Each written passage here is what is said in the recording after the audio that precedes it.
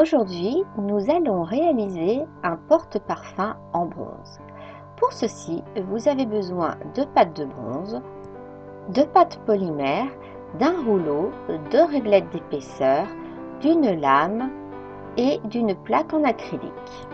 Prenez un petit morceau de pâte polymère et allongez-le sous forme de tube à l'aide de la plaque en acrylique.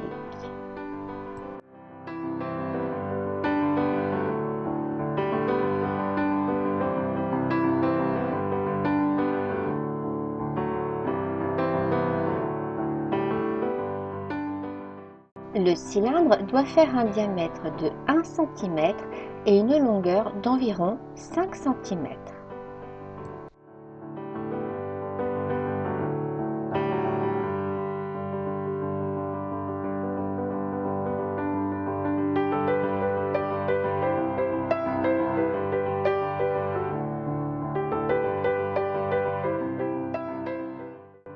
Une fois que vous l'avez mis à la taille, faites-le cuire en vous référant aux indications du fabricant.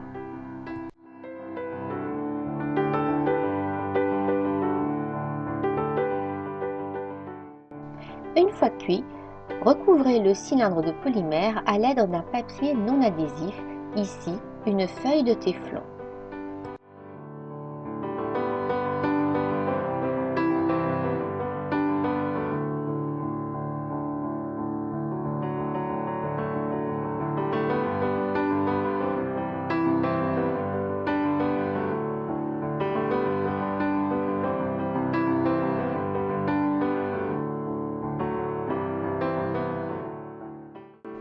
Prenez un petit morceau de pâte de bronze, ici de la Prometheus Sunny Bronze, et étalez-la sur une épaisseur de 6 quarts, soit 1,5 mm d'épaisseur.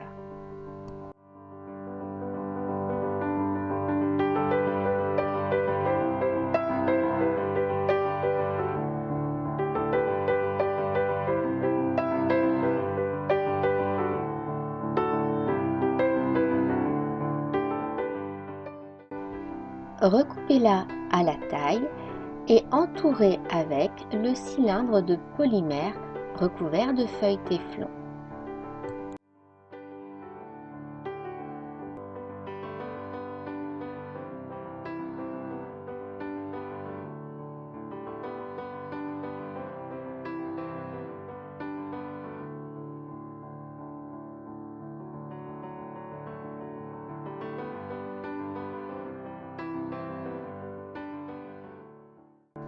Lissez ensuite la jointure avec votre doigt et de l'eau. N'hésitez pas à rajouter beaucoup d'eau pour bien humidifier et liquéfier la surface de la pâte afin que la jointure soit pratiquement invisible une fois sèche.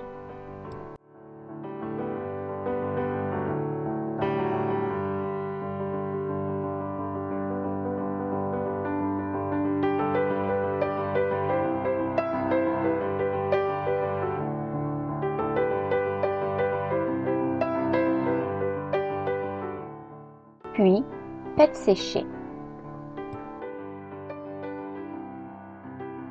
Nous allons maintenant préparer la décoration du porte-parfum. Là, sentez-vous libre. Vous pouvez utiliser des motifs floraux ou toute autre chose qui vous ferait plaisir. Vous pouvez utiliser des moules, des textures ou tout simplement modeler à la main. Ici, j'utilise un squelette de feuilles, mais j'aurais pu tout aussi bien utiliser un moule que j'aurais fait à partir d'une feuille fraîche. Faites plein de petits éléments et laissez-les sécher.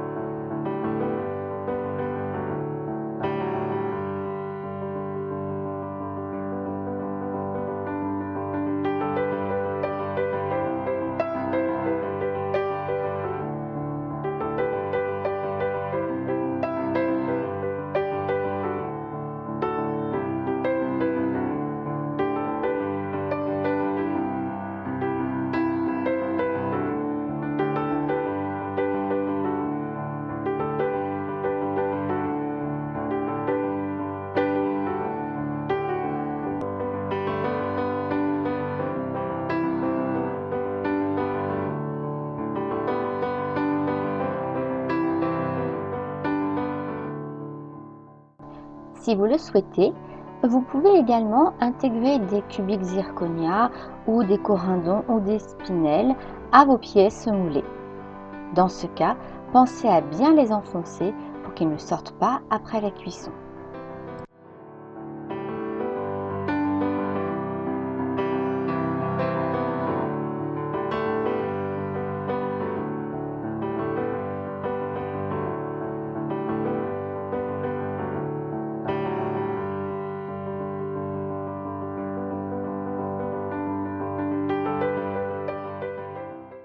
Une fois que le tube de pâte a séché, retirez le cylindre en polymère et la feuille de téflon à l'intérieur. Procédez doucement, ça peut parfois coincer un petit peu.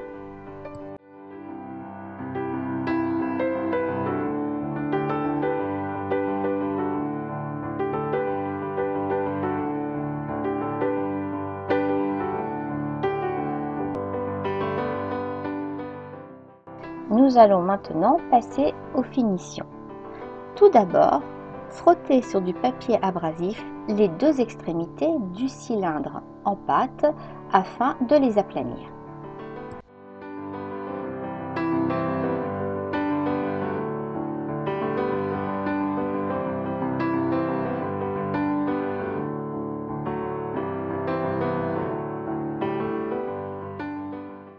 Puis, poncez le corps du cylindre, de préférence avec une éponge à poncer, grain fin ou moyen.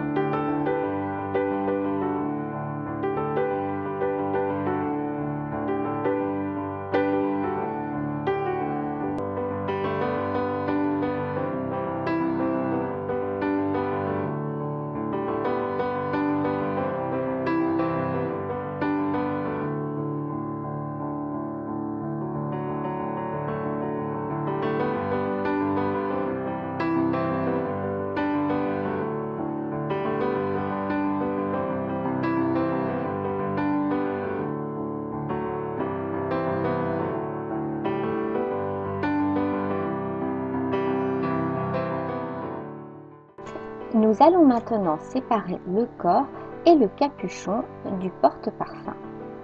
Pour cela, entourez une feuille de papier autour du tube de pâte. Cela nous permet d'avoir un repère bien droit pour séparer les deux parties.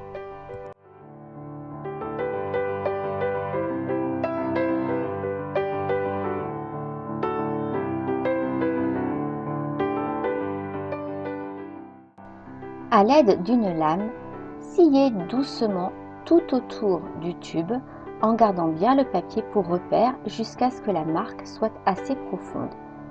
Puis, retirez le papier et continuez à scier doucement jusqu'à ce que les deux morceaux se séparent.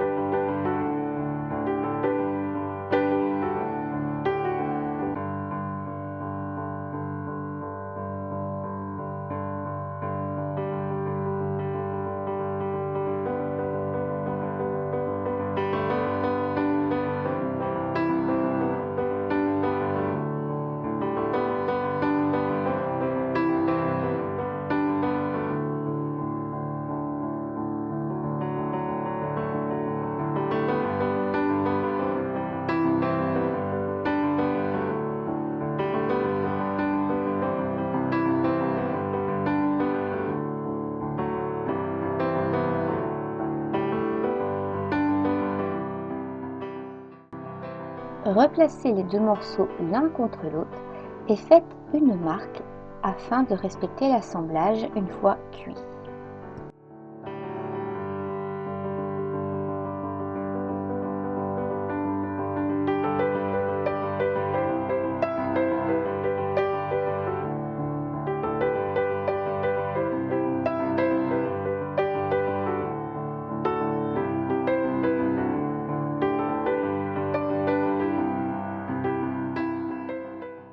Poncez les deux morceaux également sur du papier de verre, puis passez à la décoration.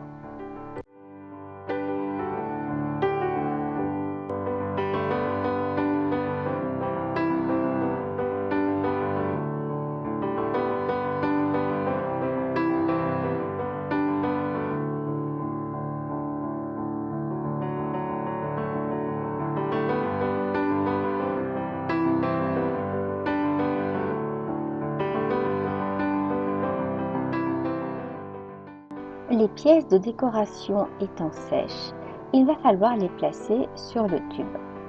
Vous pouvez pour cela vous aider d'une seringue de pâte pour faire des décorations et coller les pièces, ou tout simplement de pâte liquide.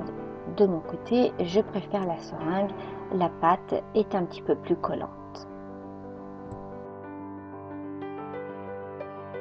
Ne décorez que le tube, nous ferons le capuchon après assemblage.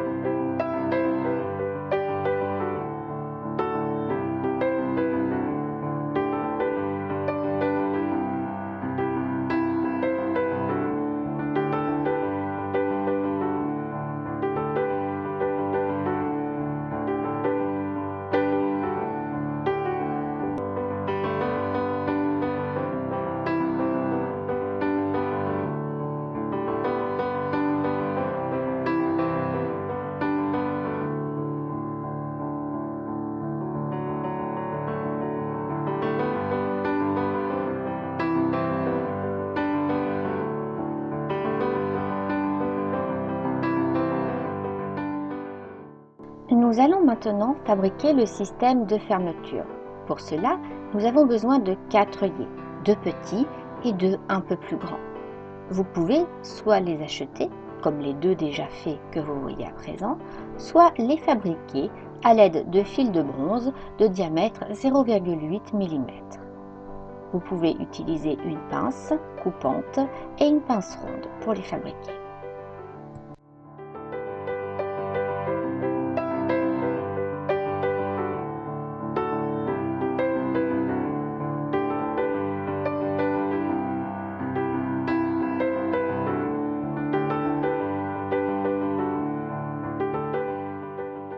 Recoupez ensuite les tiges pour qu'elles fassent une longueur de 1 mm maximum.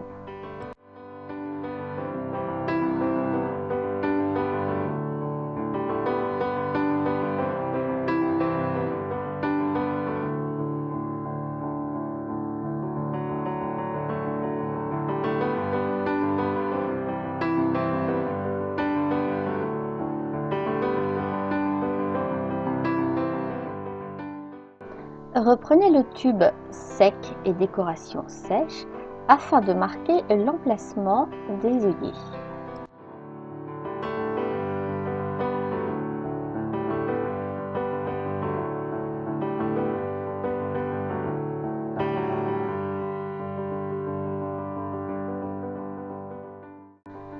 Prenez un forêt de 1 mm et faites les trous sur le tube et sur le capuchon.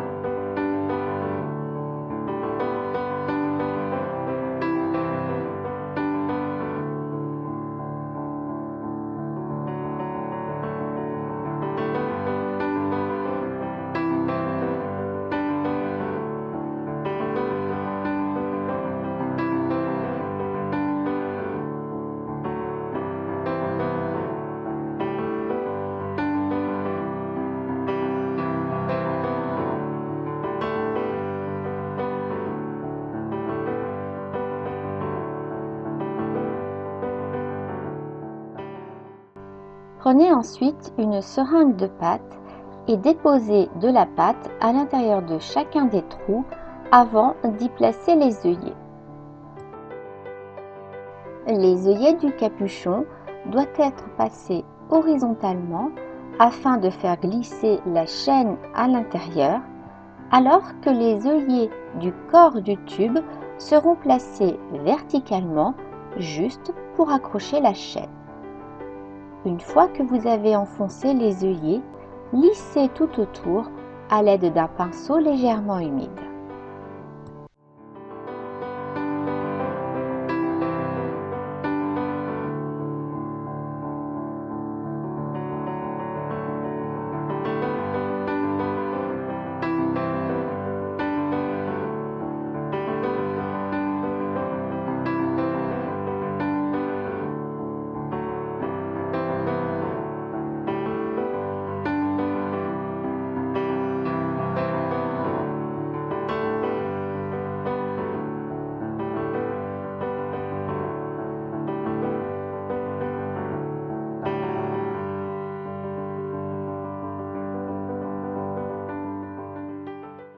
Une fois que les œillets sont placés, nous allons fermer le haut du capuchon et le bas du tube.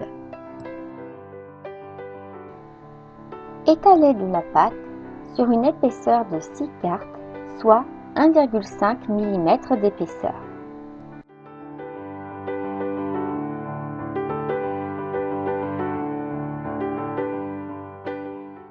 À l'aide d'un pinceau, déposez de l'eau sur la pâte et sur le haut du capuchon, puis sur le bas du tube avant de les poser sur la pâte.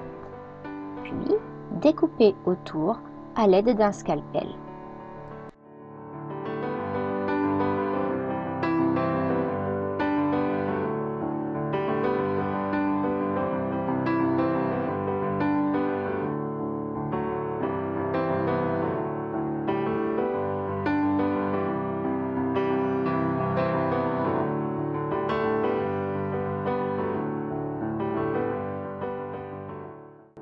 Formez un creux dans une boule de pâte et mettez-y un peu d'eau.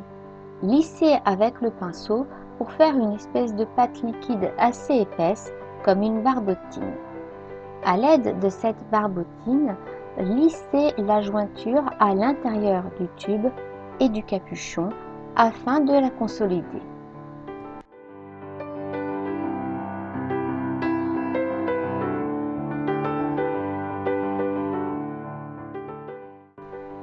Faites ensuite de même sur l'extérieur.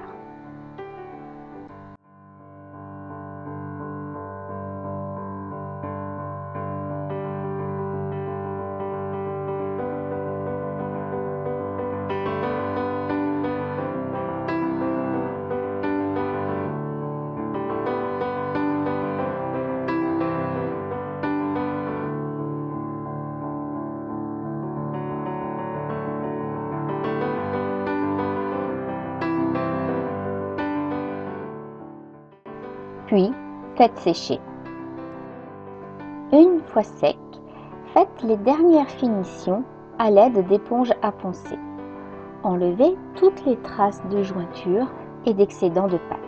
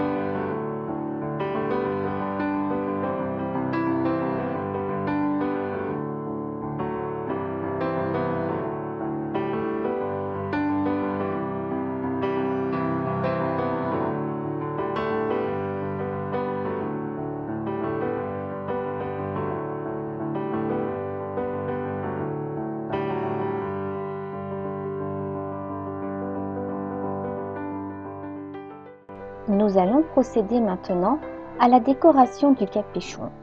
Si besoin, refaites des éléments décoratifs. Placez le capuchon sur le corps du tube et vérifiez l'emplacement des éléments décoratifs du bas. Il va falloir maintenant coincer le capuchon.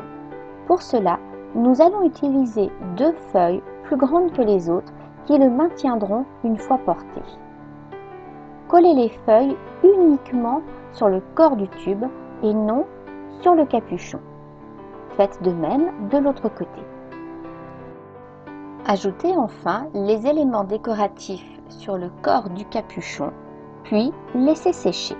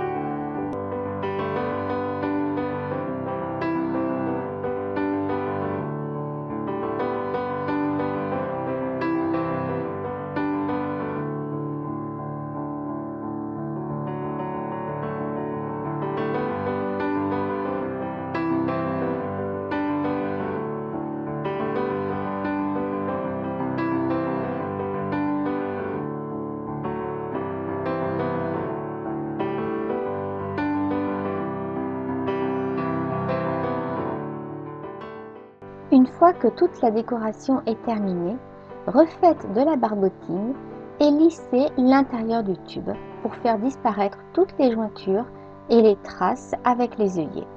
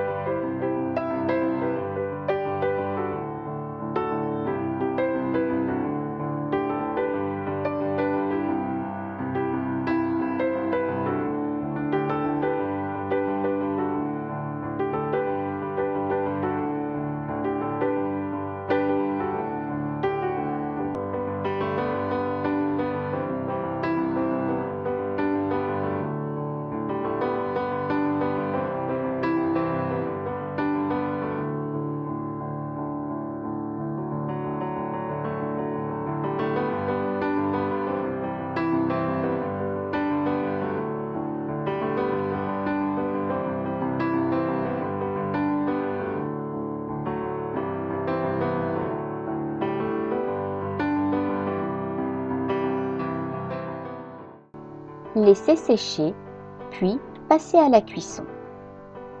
La cuisson se passe en deux phases. La première permet de brûler le liant organique. Il faut placer les pièces sur une grille dans le four, monter la température à 500 degrés et laisser 10 à 15 minutes en fonction de la quantité de pâte. Ici, nous laisserons 15 minutes.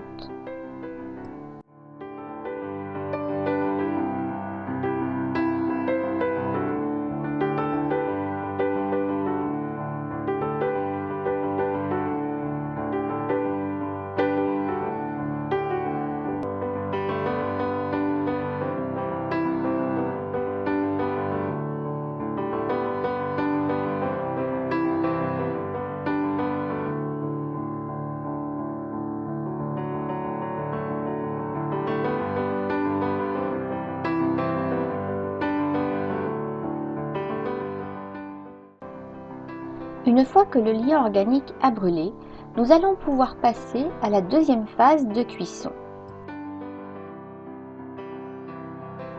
Retirez les pièces du four et déposez-les sur un lit de charbon actif de coco.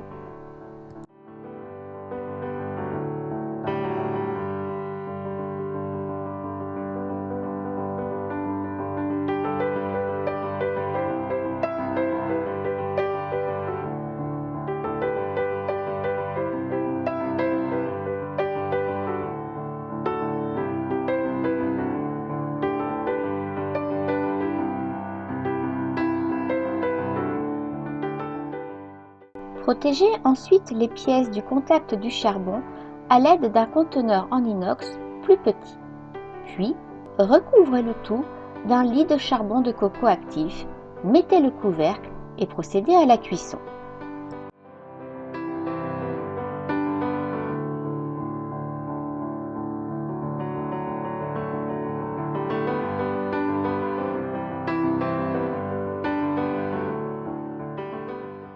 Le rapprochement des particules se fait pour la Prometheus Sunny à 820 degrés pendant 2 à 3 heures. Ici, nous allons laisser 3 heures car la quantité de pâte est assez importante.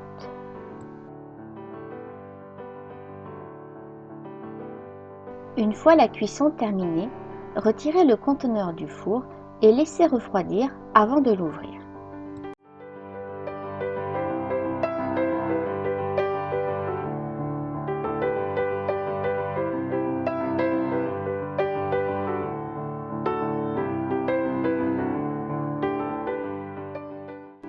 Procédez ensuite aux finitions, soit à l'aide d'un outil électrique rotatif type Dremel et de brossettes de 80 à 420 grains, soit à l'aide d'une brosse en fonction du matériel que vous avez.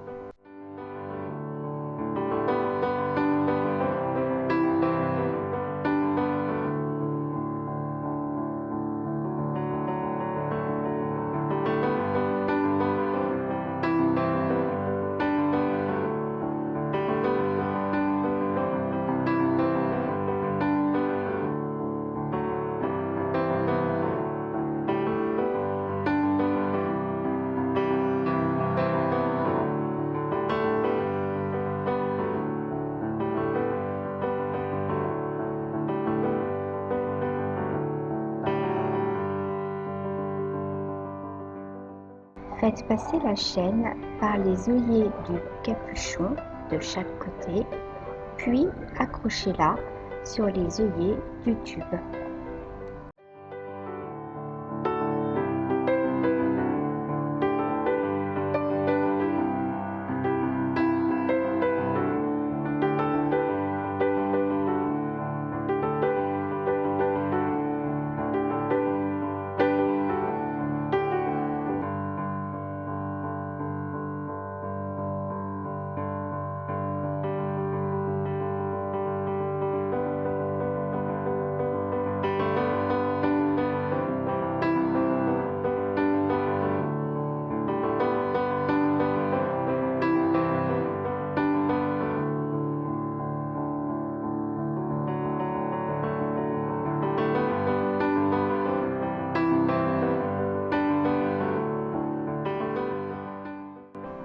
Puis, mettez à l'intérieur le petit tube en verre contenant votre parfum.